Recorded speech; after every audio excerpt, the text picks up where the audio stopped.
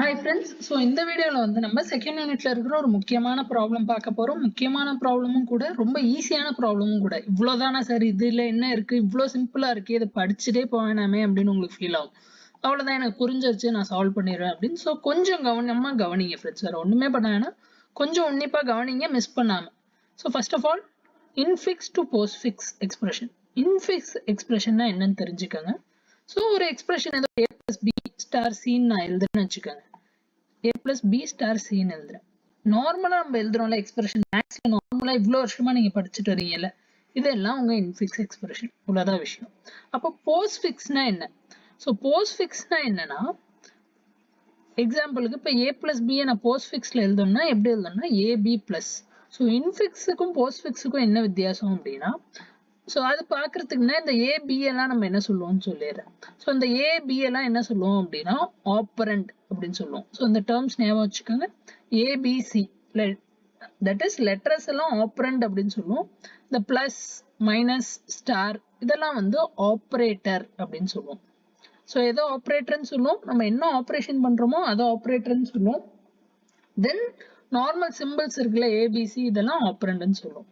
இன்ஃபிக்ஸ்ல என்ன அப்படின்னா, ரெண்டு ஆப்ரேட்டருக்கு நடுவுல கண்டிப்பா ஒரு ஆப்பரண்ட் இருக்கும் எப்போதுமே இன்ஃபிக்ஸை பொறுத்த வரையும்.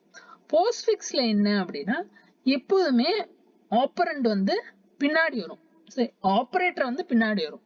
தட் இஸ் ஆப்பரண்ட் முன்னாடி வந்துடும், அதுக்கப்புறம் ஆப்பரேட்டர் பின்னாடி வரும்.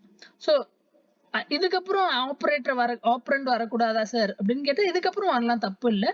ஆனா போஸ்ட்ஃபிக்ஸ்ல மெயினான விஷயம் என்னன்னா பின்னாடி லைக் எண்ட்ல வரும், அதை மட்டும் ஞாபகம் வச்சுக்கோங்க. எண்டுனா எக்ஸ்பிரஷனோட எண்ட் இல்லை, ஆனா சென்டர்ல வராது, நம்ம இன்ஃபிக்ஸ் மாதிரி வராது. ஸோ இப்போ ஒரு கொஸ்டின் இருக்கு. ஸோ கொஸ்டின்ல ஒரு இன்ஃபிக்ஸ் எக்ஸ்பிரஷன் கொடுத்துருக்காங்க, இதை வந்து போஸ்ட்ஃபிக்ஸா கன்வெர்ட் பண்ணும். ஸோ அல்கோரிதம் பார்க்கறதுக்கு முன்னாடி நான் என்ன ஸ்டெப்ஸ்ன்னு சொல்லிடுறேன். 4 ஸ்டெப்ஸ் தான், ரொம்ப ஈஸியான ஸ்டெப்ஸ், ஒரு கஷ்டமே இல்லை. ஸோ ரெண்டு விஷயம் இருக்கும். ஸோ இந்த இன்ஃபிக்ஸ் டு போஸ்ட்ஃபிக்ஸ் எக்ஸ்பிரஷன் நம்ம கன்வெர்ட் பண்ணும்போது ஃபர்ஸ்ட் எனக்கு இன்புட் சிம்பிள் இருக்கும். ஸோ இன்புட் சிம்பிள் தான் நான் இங்கேருந்து என்ன ரைட் பண்ணணும், first time K, second time plus, third time L. So இது என்னோட இன்புட் சிம்பிள். அது தவிர நம்ம அடிஷ்னலாக என்னன்னா, இது அப்ளிகேஷன் ஆஃப் ஸ்டாக்ல வர்றதுனால ஸ்டாக் யூஸ் பண்ணுவோம். ஸோ ஒரு எம்டி டப்பா இருக்கும். ஸ்டாக்னா பெருசா ஒன்று நினைச்சுக்காதீங்க, ஒரு எம்டி பாக்ஸ், ஒரு பாக்ஸ் இருக்கு. இது தவிர அடிஷ்னலாக எனக்கு என்ன இருக்கு அப்படின்னா அவுட்புட் இருக்கு. ஸோ அவுட்புட் வந்து என் ஃபைனல் போஸ்ட்ஃபிக்ஸ் எக்ஸ்பிரஷன் இதான். ஸோ இன்புட் இருக்கு, ஒரு ஸ்டாக் இருக்கு, ஒரு அவுட்புட் இருக்கு. இது வரையும் புரிஞ்சுச்சா? ஓகே. இப்போ நெக்ஸ்ட் ரூல்ஸ் என்னன்னு பார்க்கலாம். இது ஒரு கேமா தான். இந்த கேம்ல நம்ம என்ன ரூல்ஸ் வைக்கிறோம் அப்படின்னு, ஃபர்ஸ்ட் ரூல் என்ன என்றால், ஒரு ஆப்பரண்டா இருக்கு. ஆப்பரண்ட்னா என்ன அர்த்தம்? ஏ பி சி, நம்ம என்ன வேணா எக்ஸ் ஒய் ஏபிசி தான் இருக்கணும் இல்லை, என்ன ஆல்பபெட் வேணா இருக்கலாம். என்ன ஆல்பபெட் வந்தாலும் இன்புட்ல என்ன பண்ணணும்னா, இந்த டைரக்டா என்ன ஆல்பபெட் வருதோ அதை வந்து அவுட்புட்ல ஆட் பண்ணிடணும். இதுல ஏதாவது டவுட் இருக்கா? ஒரு டவுட்டும் இருக்க கூட. இப்போ எக்ஸாம்பிளுக்கு ஃபர்ஸ்ட் இந்த எக்ஸாம்பிள் எடுத்துக்கங்க. ஃபர்ஸ்ட் இன்புட் என்ன? கே. ஸோ கே இன்புட்ல வந்தால் கண்ணை மூடிட்டு ஸ்டாக்கை பத்தி கண்டுக்காம கே இங்க எழுதிடலாம். இதுதான் இந்த ஃபர்ஸ்ட் பாயிண்டோட மீனிங். இதை புரிஞ்சுச்சா? ஓகே. இப்போ நெக்ஸ்ட் பாயிண்ட்டுக்கு வரலாம். நெக்ஸ்ட் யாரு அப்படின்னா, பாஸ் ஆஃப் த ஜங்கிள் வந்து left bracket. So left bracket வந்து பாஸ் ஆஃப் த ஜங்கிள் மாதிரி. லெஃப்ட் பிராக்கெட் வந்தாலும் கண்ணை மூடிட்டு இதை என்ன பண்ணலாம்னா ஸ்டாக் குள்ள போட்டுடலாம். ஸோ ஸ்டாக் குள்ள போடுற ஆப்ரேஷன் பேர் என்னன்னு சொல்லுவோம்னா புஷ் அப்படின்னு சொல்லுவோம். So push on to stack. So stack குள்ள போட்டுறோம் அதை, அவ்வளோதான். ஸோ அதையே நான் ஒரு எக்ஸாம்பிள் எழுதி காட்டுறேன். ஸோ சப்போஸ் லெஃப்ட் பிராக்கெட் வருது அப்படின்னா என் ஸ்டாக் இப்படி இருக்கு. ஸோ வந்தால் என்ன ஆகும்னா லெஃப்ட் பிராக்கெட் ஸ்டாக் குள்ள வந்துடும். அவ்வளோதான் ஃப்ரெண்ட்ஸ். இப்போ நெக்ஸ்ட் ரூல் நம்பர் 3. ஸோ ஜங்கிளோட கிங் யாரு? Left bracket. ஓகே. இப்போ ரைட் பிராக்கெட் வந்துச்சுன்னா நான் என்ன சார் பண்ணணும்? லெஃப்ட் பிராக்கெட் வந்தா ஸ்டாக்ல போட்டேன். அப்போ ரைட் பிராக்கெட் வந்தா நான் என்ன பண்ணணும்? ரைட் பிராக்கெட் வந்தா ஒண்ணுமே இல்லை ஃப்ரெண்ட்ஸ், என்கிட்ட ஒரு ஸ்டாக் இருக்கா. ஸோ தியரிட்டிக்கலா அல்காரிதம் நான் அப்புறம் சொல்றேன், ஃபர்ஸ்ட் புரிஞ்சுக்கோங்க கான்செப்சுவலா. இதுக்குள்ள என்னெல்லாமோ இருக்கு. ஸோ ஏதோ ஆப்பரன்ஸ்லாம் இருக்கு, ஏதோ இருக்கு இதுக்குள்ள. ஸோ ரைட் பிராக்கெட் வந்தா என்ன பண்ணணும் அப்படின்னா, இது வந்து என்னோட லெஃப்ட் பிராக்கெட். இப்போ இந்த இடத்துல எனக்கு ரைட் பிராக்கெட் வருது. ரைட் பிராக்கெட் வந்தால் நான் என்ன பண்ணணும்னா ஸ்டாக் குள்ள போகணும். ஸோ இந்த டப்பாக்குள்ள எட்டி பாருங்க. இந்த டப்பாக்குள்ள பாத்தீங்கன்னா எங்கேருந்து பார்க்கணும்னா ஸ்டாக்ல எப்போதும் மேலேருந்து பார்க்கணும், இங்கேருந்து பார்க்க ஆரம்பிங்க. கீழேருந்து பார்த்து பிளஸ் இருக்கு டிவிஷன் இருக்கு அப்படின்னு சொல்லாதீங்க, மேலேருந்து பாருங்க. மேல இருந்து பார்த்தா ஃபர்ஸ்ட் என்ன இருக்கு, ஸ்டார் இருக்கா, ஓகே. நெக்ஸ்ட் என்ன இருக்கு, லெஃப்ட் பிராக்கெட் இருக்கு. ஸோ ரைட் பிராக்கெட் வந்தா என்ன பண்ணும்னா இந்த box that is in stack உள்ள பார்த்துட்டு லெஃப்ட் பிராக்கெட் வர வரையும் என்னெல்லாம் இருக்கோ அது எல்லாத்தையும் வெளியே தூக்கி போட்டுருணும், அவ்வளவுதான். ஸோ லெஃப்ட் பிராக்கெட் வர வரையும் இந்த ஸ்டாக்ல எனக்கு என்ன இருந்துச்சு, வெறும் இந்த ஸ்டார் மட்டும்தான் இருந்துச்சு. ஸோ இந்த ஸ்டாரை தூக்கி நான் அவுட்புட்ல போட்டுறேன், அவ்வளவுதான். இந்த டீடைல்டா எக்ஸாம்பிள்ல பார்ப்போம், ஃபர்ஸ்ட் லாஜிக்கலா புரிஞ்சுக்கோங்க. ஸோ ஸ்டாரை தூக்கி எங்க போடுறோம், அவுட்புட்ல போட்டுரும். இது நம்மளோட அவுட்புட். ஸோ ஸ்டார்ன்னு தான் இல்லை, இங்க என்ன இருந்தாலும் இந்த லெஃப்ட் பிராக்கெட் வரையும் என்னெல்லாம் இருக்கோ அது எல்லாத்தையும் தூக்கி அவுட்புட்ல போட்டுருங்க.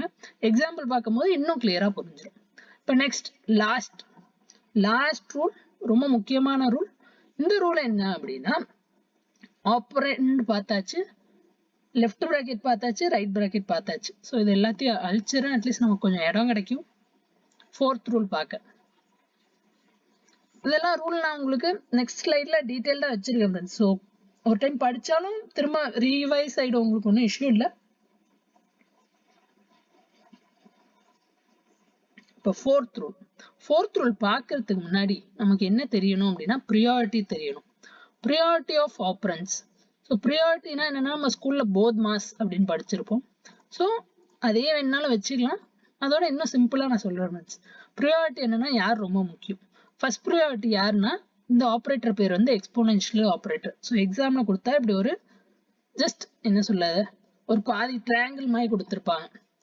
நெக்ஸ்ட் இந்த முடிஞ்சா, நெக்ஸ்ட் ப்ரியாரிட்டி யாருக்கு அப்படின்னா division, multiplication, modulo operator. So இந்த ப்ரியாரிட்டி மட்டும் கரெக்டா ஞாபகம் வச்சுக்கோங்க.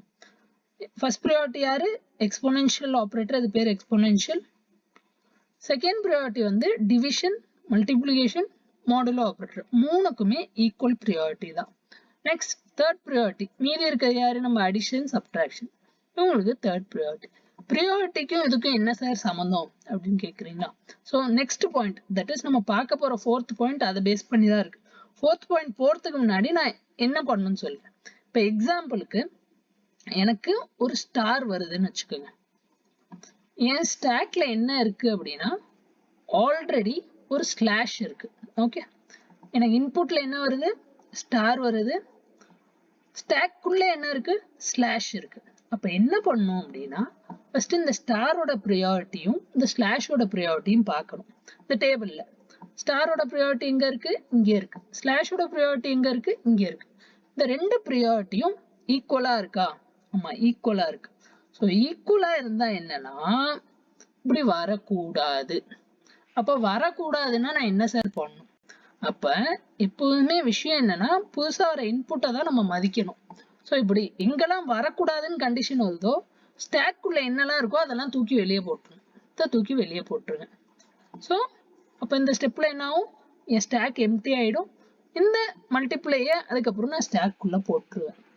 ஸோ ஒரு புது சிம்பிள் வரும்போது ஸ்டாக்ல இருக்கிற டாப் மோஸ்ட் சிம்பிள் கூட கம்பேர் பண்ணுங்க. கம்பேர் பண்ணிட்டு அதோட ப்ரியாரிட்டி ஈக்குவலா, தட் இஸ் உள்ள இருக்க சிம்பிளோட ப்ரியாரிட்டி இதோட ஈக்குவலா இருந்தாலும் சரி, இதோட கூட இருந்தாலும் சரி, இதை தூக்கி எவ்வளவு சிம்பிள்ஸ் இருக்கோ எல்லாத்தையும் தூக்கி வெளியே போட்டுருணும். இவ்வளவுதான் ஃப்ரெண்ட்ஸ். ஸோ இதை எக்ஸாம்பிள் பார்க்கும்போது உங்களுக்கு நல்ல கிளியரா புரிஞ்சிடும். இதே விஷயத்த இங்கே பாயிண்ட் பை பாயிண்ட் எழுதியிருக்கேன். ஸோ ஃபர்ஸ்ட் பாயிண்ட் என்ன, scan all the symbols one by one from left to right இந்த கிவன் இன்ஃபிக்ஸ் எக்ஸ்பிரஷன். கொடுத்துருக்க இன்ஃபிக்ஸ் எக்ஸ்பிரஷன்ல லெஃப்ட் டு ரைட் எல்லாத்தையும் ஒன் பை ஒன் ரீட் பண்ணும். Next, if the reading symbol is operand, ஆப்பரண்ட்னா என்ன அர்த்தம், ஏ பி எக்ஸ் ஒய். அப்படி இருந்தா நான் என்ன சொன்னேன், டைரக்டா அவுட்புட்ல போட்டுடலாம். தென் immediately append it to the postfix expression. இந்த postfix expression தான் என்னோட அவுட்புட். ஸோ postfix expression தான் நம்மளோட output. Next, boss of the jungle. If the reading symbol is left parenthesis, left parenthesis வந்துச்சுன்னா நான் எதை பத்தியும் கவலைப்பட தேவையில்லை, கண்ணை முட்டை அதை ஸ்டாக்குள்ள புஷ் பண்ணிடுறேன். இந்த பாயிண்ட் புரிஞ்சுச்சா? ஓகே. இப்போ நெக்ஸ்ட் பாயிண்ட் நம்ம பார்த்தது, if the reading symbol is right parenthesis, right பிராக்கெட்டா இருந்தா என்ன பண்ணணும், then pop all the contents of the stack until the respective left parenthesis is popped. That is, stack குள்ள எட்டி பார்த்துட்டு ப்ரீவியஸா வர லெஃப்ட் பிராக்கெட் வரையும் எவ்வளவு எலிமெண்ட்ஸ் இருக்கோ எல்லாத்தையும் பாப் பண்ணும். பாப்னா என்ன அர்த்தம்னா, ஸ்டாக்கை பொறுத்த வரையும் ரிமூவ் பண்ணணும்னு அர்த்தம். ஸோ ரிமூவ் பண்ணி அதை எங்க போடணும், அவுட்புட்ல போடணும். ஸோ ரைட் பிராக்கெட் வந்தா என்ன பண்றோம், ப்ரீவியஸ் லெஃப்ட் பிராக்கெட் வரையும் எவ்வளோ சிம்பிள்ஸ் இருக்கோ அந்த எல்லா சிம்பிள்ஸையும் எடுத்துட்டு அவுட்புட்ல போட்டுரும். ஓகே, இப்போ நெக்ஸ்ட் பாயிண்ட், இதான் மெயினான பாயிண்ட். இதான் நிறைய இடத்துல தேவைப்படும், மீதி எல்லாமே தேவைப்படும், ஆனால் ரொம்ப முக்கியம் தான். The reading symbol is an operator. So operator na enna plus minus star divide enna vena irukla. Then push it onto the stack. So stack la direct push panna kudadu. However, first pop the operators which are already on the stack. Stack and the டப்பாக்குள்ள நம்ம பார்க்கணும், பார்த்துட்டு எதெல்லாம் நம்ம pop பண்றோம் that have higher or equal precedence. So நான் push பண்ண போற operator ஓட அதிகபட்ச ப்ரியாரிட்டியில இருந்தாலும் சரி இல்ல ஈக்குவல் ப்ரியாரிட்டியில இருந்தாலும் சரி அந்த மாதிரி போகக்கூடாது. ஸோ அந்த கேஸ்ல அது எல்லாத்தையும் பாப் பண்ணிட்டு அதை அவுட்புட்ல சேர்த்துட்டு அதுக்கப்புறம் வந்து நம்ம ஃபைனலா புதுசா வர சிம்பிள உள்ள ஸ்டாக்ல போட்டுரும். தென் லாஸ்ட் பாயிண்ட் என்னன்னா, இன்புட் முடிஞ்சு போச்சு, மொத்த இன்புட்டும் முடிஞ்சு போச்சு. அப்ப ஸ்டாக்ல ஏதாவது மீதி இருக்கு அப்படின்னா அது எல்லாத்தையும் ஒன்னொன்னா பாப் பண்ணி postfix expression that is என் அவுட்புட்ல அப்பன் பண்ணிடுறேன். இவ்வளவுதான் ஃப்ரெண்ட்ஸ். ஸோ இந்த பாயிண்ட் நம்பர் 5 இருக்குல்ல, அதை மட்டும் 2 எக்ஸாம்பிள் பார்ப்போம், எப்படி வரலாம் எப்படி வரக்கூடாது. நீங்க என்ன சொல்றீங்க, இல்லை நீங்க யோசிக்கிறீங்க எப்படி வரலாம் எப்படி வரக்கூடாது அப்படின்னு. ஸோ ஃபர்ஸ்ட் பிளஸ் இருக்கு, இங்க ஸ்டாக்குள்ள எனக்கு ஆல்ரெடி மைனஸ் இருக்கு, மைனஸ் மேல பிளஸ் வரலாமா, ரெண்டும் ஈக்குவல் ப்ரியாரிட்டி வரக்கூடாது. அப்ப என்ன பண்ணும், மைனஸை வெளியே தூக்கி போட்டு பிளஸ் உள்ள போட்டுக்கலாம். இப்ப ஸ்டார் இருக்கு, இங்க உள்ள பிளஸ் இருக்கு, பிளஸ் மேல ஸ்டார் வரலாமா, வரலாம். ஏன் வரலாம்னா இதோட ப்ரியாரிட்டி லோ, ஸ்டாரோட ப்ரியாரிட்டி ஹை. ஸோ நம்ம சொல்ல வர்றது என்னன்னா, ஒரு லோ ப்ரியாரிட்டிக்கு மேல ஒரு ஹை ப்ரியாரிட்டி இருக்கலாம், ஆனா ஒரு ஹை ப்ரியாரிட்டி மேல ஒரு லோ ப்ரியாரிட்டி இருக்கக்கூடாது, இல்ல ரெண்டும் ஈக்குவலாவும் இருக்கக்கூடாது, லோன்னு இருக்கக்கூடாது, ஹைன்னு இருக்கக்கூடாது. ஸோ எப்படி இருக்கலாம்னா லோ மேல ஹை இருக்கலாம், அது மட்டும்தான் பாசிபிள். ஸோ நெக்ஸ்ட் வீடியோல நம்ம டைம் வேஸ்ட் பண்ணாம 2 டிஃப்ரெண்ட் எக்ஸாம்பிள் பார்க்க போறோம்.